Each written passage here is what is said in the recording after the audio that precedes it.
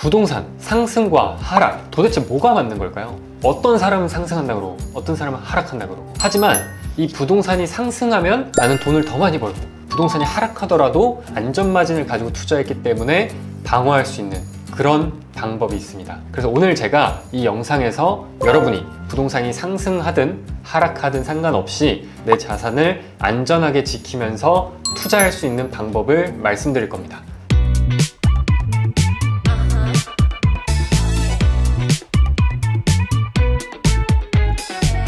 여러분 안녕하세요. 오늘은 요즘에 가장 이슈가 되고 있는 과연 이 아파트 시장은 어디로 흘러갈 것인가, 상승할 것인가, 하락할 것인가, 이게 굉장히 화두가 되고 있죠. 이 사이에서 과연 우리 2030 세대는 어떤 데이터를 보고 이 상황을 어떻게 해석해서 대처할 수 있는지, 준비할 수 있는지를 이 영상에서 담았습니다. 그럼 데이터 같이 보면서 얘기를 나눠보도록 하겠습니다. 서울의 2023년부터 24년까지의 데이터고요. 거래량을 보니까 매매가 24년 1월부터 쭉 올라가기 시작합니다. 그러다가 갑자기 8월부터 급감하기 시작해요. 그 이유가 뭘까요? 바로 대출 규제 때문에 그렇습니다. 개인들이 받는 대출이 너무 많아지다 보니까 금감원에서 은행에 눈치를 줍니다. 금감원이 뭐 하는 데냐? 은행의 상사다 라고 생각하시면 돼요. 금감원이 이거 조심해, 이거 너무 높아지고 있어. 그래서 은행들이 자체적으로 규제를 만들어서 진행을 하고 있습니다. 그렇게 되면서 대출 받기가 어려워지잖아요. 그러면서 이 거래량이 확 줄었습니다. 그럼 우리가 여기서 또 궁금한 게 생겼죠. 대출 규제가 들어가는데 왜 거래량이 떨어질까? 그 이유는 뭐냐면 여러 보고서에서도 나와 있듯이 현재 우리나라에 주택 거래의 70% 이상이 다 대출을 포함해서 진행이 되고 있습니다. 즉 우리나라가 주택의 금융화가 점점점 되고 있다는 뜻이에요. 이게 무슨 소리냐? 예전에는 주택을 살 때 대출을 안 끼고 사던 시절이 많이 있었습니다. 근데 그게 이제 점점점 대출을 잘 활용하기 시작하면서 이게 금융화가 됐다고 표현을 하는 거예요. 그렇게 되면서 이 대출 규제 이런 걸 통해서 굉장히 이 거래량이 민감하게 반응한다는 겁니다. 과거보다. 그럼 여기서 한 가지 더 제가 알려드릴 게 있어요. 앞에서 배웠던 주택의 금융화가 되면서 주택의 매매가에 절대적으로 영향을 주는 요소가 두 가지가 있습니다.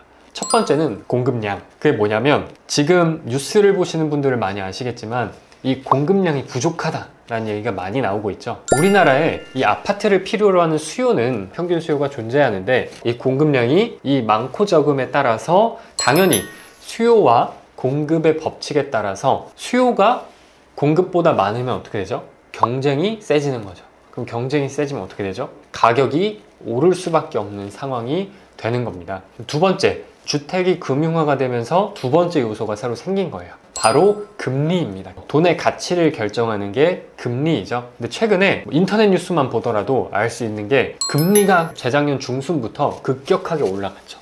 근데 저번 달부터 금리가 미국에서부터 떨어지기 시작했습니다. 미국이 금리를 내렸기 때문에 우리나라도 이번 달에 충분히 내릴 가능성이 있어 보이고요. 그렇게 되면은 금리가 인하되면서 주택의 매매가가 올라갈 수밖에 없습니다. 그러면 두 가지 요소를 통해서 아파트의 매매가를 결정을 한다고 했어요. 공급과 금리. 근데 공급은 앞으로 26년까지는 공급 절벽이라고 생각하시면 돼요. 특히나 아파트뿐만 아니라 빌라가 엄청나게 수도권 같은 경우에는 공급 절벽입니다. 왜냐? 서울만 보더라도 평균 한 2만 건에서 3만 건 정도가 연애 공급이 돼요. 그런데 올해 5천 건밖에 되지 않았습니다. 왜 그럴까요? 이 금리가 오르고 건축비라고 해서 집을 지을 때 들어가는 비용이 오르면서 더 이상 사업자들이 빌라를 지어서는 수익을 낼 수 없는 상황이 됐어요. 그러다 보니까 공급을 하지 않는 겁니다. 그래서 저는 이 아파트와 빌라 시장이 26년까지의 타임라인을 보면은 시장 자체는 굉장히 좋을 거다. 공급 기준에서 봤을 때, 그럼 우리는 두 번째 금리 기준으로 해서도 한번 봐야겠죠. 그걸 데이터로 한번 봐보겠습니다. KB부동산에 나오고요. 주택담보대출 금리 그리고 아파트 가격에 대한 상관관계를 그래프로 표현한 표예요. 근데 보시면은 줄이 금리를 표현하고요. 그리고 막대 그래프가 가격을 표현합니다. 매매가. 금리가 올라감에 따라서 매매가는 점점 낮아지죠. 그리고 금리가 떨어짐에 따라서 조금씩 매매가가 올라가고 있는 모습을 보여주고 있습니다. 이게 주택의 금융화가 한 18년, 19년부터 본격적으로 일어나면서 그때부터 데이터를 지금 보고 있는 거예요. 이 데이터를 통해서 보더라도 우리는 알 수 있겠죠. 아, 서로 반비례, 즉 반대의 성격을 가졌구나 라는 걸 이해할 수 있습니다. 그럼 앞에 배운 내용들을 한번 요약을 해보면, 아파트의 거래량은 현재 빠졌지만 이거는 금감원이 은행들을 눈치를 보게 함으로써 대출 규제를 만들었고, 그래서 아파트 거래량이 일시적으로 주춤하고 있는 거다 라고 판단이 됩니다. 그리고 전체적인 상황에서는 공급량은 줄었고 금리는 내려가고 있는 상황이기 때문에 향후 한 2년 정도를 봤을 때 오를 가능성이 높은 시장이고 가격이 떨어질 가능성은 적은 시장이다 라고 생각이 됩니다. 그래서 이 상황에서 우리는 두 가지 전략이 있습니다. 그게 뭐냐면, 첫 번째는 서울 외곽, 경기, 인천 또는 지방권에 있는 아파트를 먼저 보는 게 좋지 않을까 합니다. KB 부동산 데이터를 봤을 때 서울의 핵심 지역들은 굉장히 많이 올랐습니다. 정고점을 이미 넘은 데도 있어요. 정고점이라고 하면은 아파트 시장이 한참 뜨거웠을 때 그 가격을 넘었다. 뭐야? 벌써 그렇게 넘었어? 라고 생각할 수 있죠. 근데 서울의 외곽 쪽은 아직도 좀 덜 오른 곳이 있습니다. 서울은 먼저 반응하고 있고요. 그게 왜 그러냐면, 오르기 초반 시장에서는 당연히 좋은 것들이 먼저 빠질 수밖에 없어요. 선호도가 높기 때문에, 경쟁이 세기 때문에. 그래서 지방을 보시게 되면은 과거보다 아직 가격 회복을 덜 하고 있습니다. 그래서 내가 지방에 거주하고 있다라고 하시면 지방 쪽에 내 집 마련을 하기에는 아직 괜찮은 시기다 라고 생각이 됩니다. 그런데 꼭 이런 분들이 있어요. 유튜브로 제가 이런 상황들을 말씀을 드리면 지금 거래량 꺾이고 하락하는 거 아니냐, 나 무섭다, 투자 안 할 거다 라고 하시는 분이 있습니다. 그래서 제가 하나의 전략을 더 설명을 드릴 거예요. 바로 부동산 경매라는 걸 통해서 부동산을 할인받고 사는 겁니다. 아니, 그게 말이 되냐? 부동산을 어떻게 할인받고 사냐? 라고 할 수 있죠. 그런데 부동산 경매라는 이 매입 기술을 통해서 낙찰을 받았을 때 최소 5%에서 최대 20%까지 부동산을 할인받아서 살 수 있다는 겁니다. 그러면 내가 5억짜리 집을 산다라고 하면은 20% 할인받으면 1억이 할인되는 겁니다. 근데 평균적으로는 한 10% 정도 할인이 들어가요. 그러면 5천만 원을 할인받는 거고요. 내가 10억짜리 집을 살 때에는 1억이 할인이 되는 겁니다.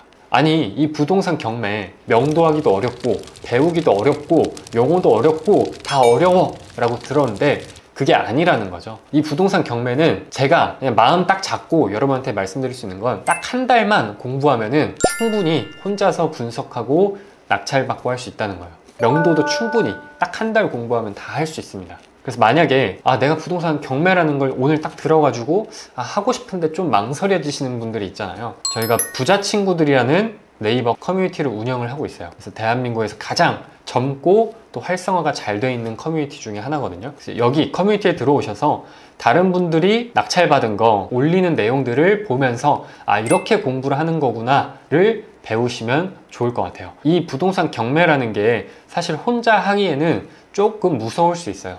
그래서 우리 같이 이 무서움을 이겨내면 되잖아요. 카페 하단 보시면은 오픈 채팅방 링크가 있어요. 그래서 클릭해서 비밀번호 있으니까 참여 코드 입력해서 들어오시면 경매 단톡방 중에서 가장 활성화되고 열정 있는 사람들이 모여있는 단톡방입니다. 내가 어려운 부분 그리고 도움이 필요한 부분들을 요청해 주시면 저뿐만 아니라 부친분들이 같이 답변을 남겨주실 거예요. 우리 으쌰으쌰 해서 또 내 집 마련 그리고 투자 좋은 성과 냈으면 좋겠습니다. 마지막으로 제가 이 말을 드리고 영상을 마무리하려고 해요. 바로 이 아파트 거래량에 대한 데이터를 보면서 하나 더 추가로 말씀을 드리려고 합니다. 보시면은 23년도에는 거래량이 바닥이었어요. 그 얘기는 대중들이 아파트를 사지 않았다는 겁니다. 그런데 지금도 그 거래량이 바닥을 찍고 있어요. 그런데 저는 이 바닥일 때 사가지고 좋은 수익을 얻고 그리고 제 수강생분들도 이 바닥에서 사서 훨씬 더 많은 수익을 얻고 있습니다. 즉 우리가 책에서 혹은 유명 저자들이 이런 말을 하죠. 대중과 반대로 가야 된다. 그 얘기가 저는 지금이라고 생각을 합니다. 그래서 무턱대고 그냥 지금 막 사자는 게 아니라 여러분이 제가 앞에 말씀드린 두 가지 전략을 가지고 움직이시면 좋을 것 같아요. 내 집 마련을 하실 분들이라면 지금 서울 외곽 쪽이거나 경기, 인천 또는 지방 쪽에 거주하시는 분들은 내 집 마련을 마련하기에 좋은 시기라고 저는 생각을 하고요. 그것도 그냥 일반 매매로 가격을 조금 더 깎아서 사도 되지만 경매로 할인을 받아서 사시면 훨씬 더 좋을 거라고 저는 생각합니다. 오늘 부동산 시장의 향후의 방향성에 대해서 알맞는 전략에 대해서 말씀을 드렸습니다. 이 영상 보고 한번 해볼까? 라는 마음이 생겼다라고 하시는 분들은 부자 친구들 네이버 카페로 오셔가지고 같이 공부하고 투자하시면 좋을 것 같습니다. 그럼 오늘 영상 여기까지 하고 또 좋은 컨텐츠로 볼 수 있도록 하겠습니다. 고생하셨습니다.